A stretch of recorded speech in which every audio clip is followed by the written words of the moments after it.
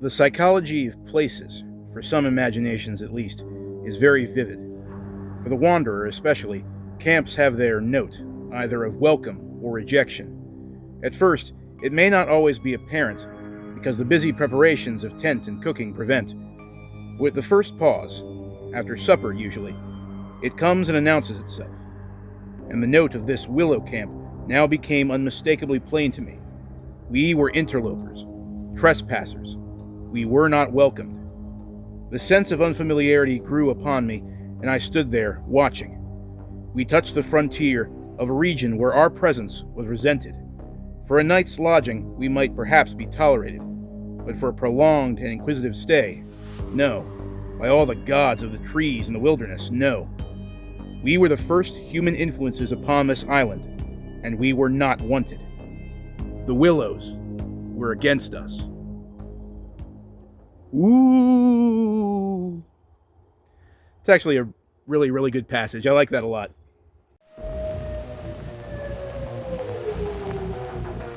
Listen to them, children of the night.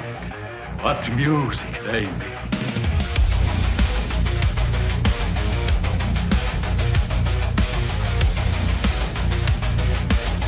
They will be destroyed.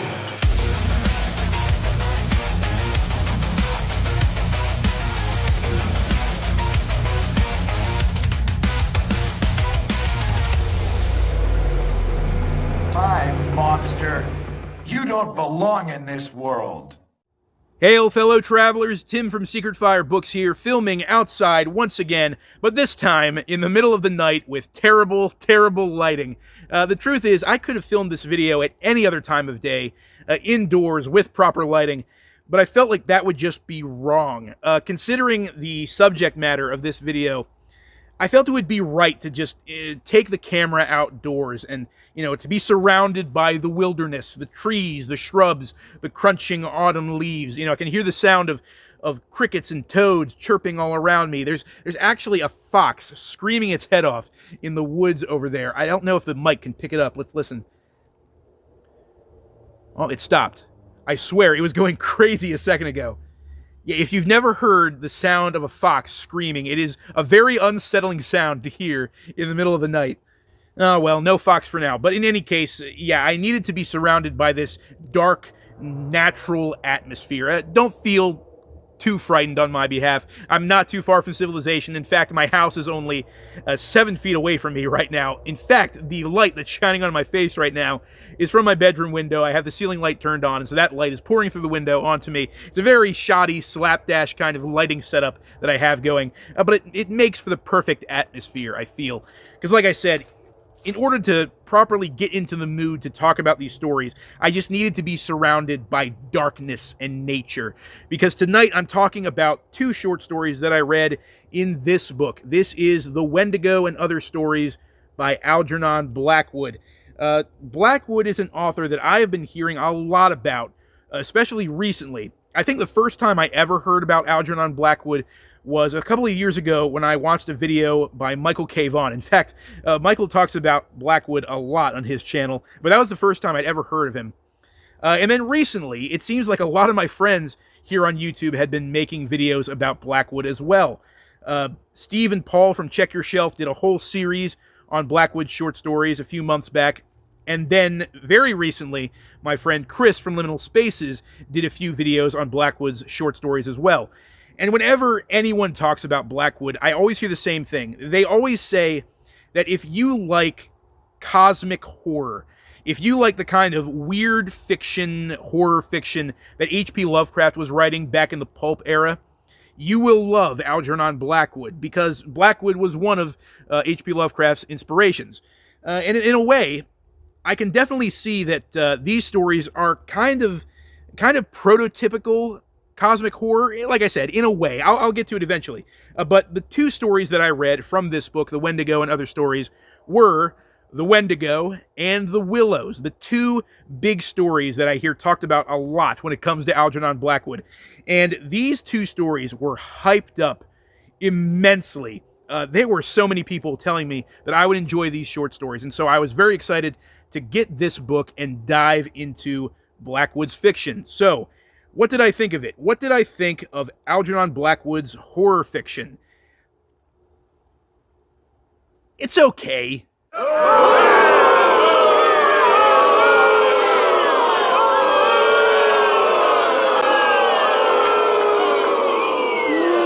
You suck! Okay, now before you guys tear me apart in the comments, I just want it to be known that I don't think these stories are bad, and I definitely don't think they're badly written. I was really, really enjoying Algernon Blackwood's writing style. His prose is brilliant. It is very, very readable, but at the same time, it can be vividly descriptive when it wants to be. And what he does better than anything else with his prose is building a sense of atmosphere throughout these stories. And the atmosphere that he chooses to go with in both of these stories is a strong sense of gloom and dread brought upon by the isolation of the characters. Both of these stories focus on small groups of people traveling through the wilderness. In the Willows, the story is about two best friends canoeing over the Danube River. And in the Wendigo, the story is about a small group of hunters hunting moose in rural Canada. But in both cases, Algernon Blackwood wastes no time in informing the readers just how isolated our human characters are. They have willingly thrown themselves out into the wilderness. They've isolated themselves from human civilization as far as possible, and they are just at the whims of nature. And it's at this point that Algernon Blackwood gives a personality to the wilderness in and of itself. And the personality that he gives nature is something that is not only begrudging of the human characters, but is actively conspiring against it. Before the supernatural elements are even introduced into these stories, nature itself is against our heroes. In these stories, nature is the true horror. Nature is the monster. And I love that aspect of the stories, both stories, in fact. Where these stories kind of fell flat for me was the payoff. I loved all that buildup with our main characters exploring these vast frontiers that have been untouched by man. But when the supernatural elements were introduced, that's when I thought it was kind of lacking. The Willows really is this sort of proto-Lovecraftian cosmic horror story. I won't talk about too many of the details because I don't want to spoil it for those of you who really want to read this story.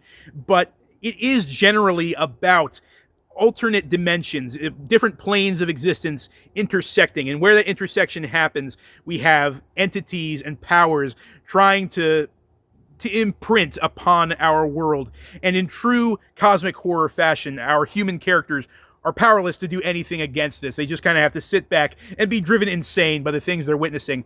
Now, that said, I didn't find anything particularly horrific about this story. I didn't really think it was all that scary. Aside from all that awesome buildup with this really lonely, gloomy atmosphere, there wasn't really anything that impressed me about the story. And when I got to the end of it, I was just like, that's it? That's Algernon Blackwood's greatest horror story? That's the one that people said that I would really enjoy? That's the story that inspired Lovecraft to write a lot of his fiction? Yeah, I just didn't get it.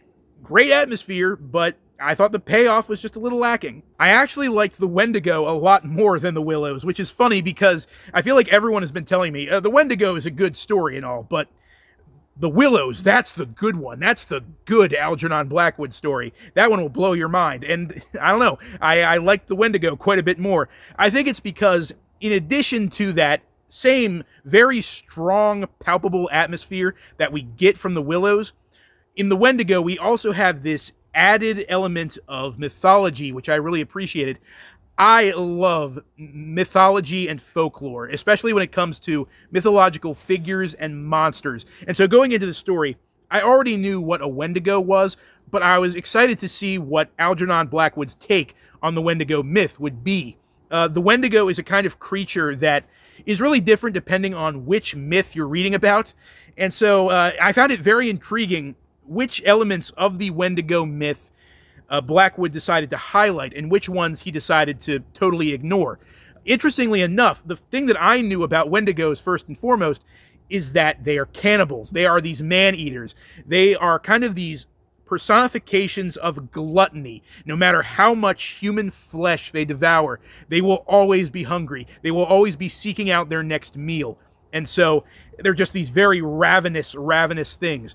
But the element of the Wendigo myth that Algernon Blackwood really hones in on is the idea of the Wendigo being this nature spirit who kind of induces madness in human beings. If you fall under the influence of the Wendigo, you are compelled to run screaming into the forest like a madman as sort of a punishment for encroaching on nature's domain. So I thought that was really interesting, seeing his version of the Wendigo folklore. That said, ultimately, much like the Willows, I thought the payoff was a little weak.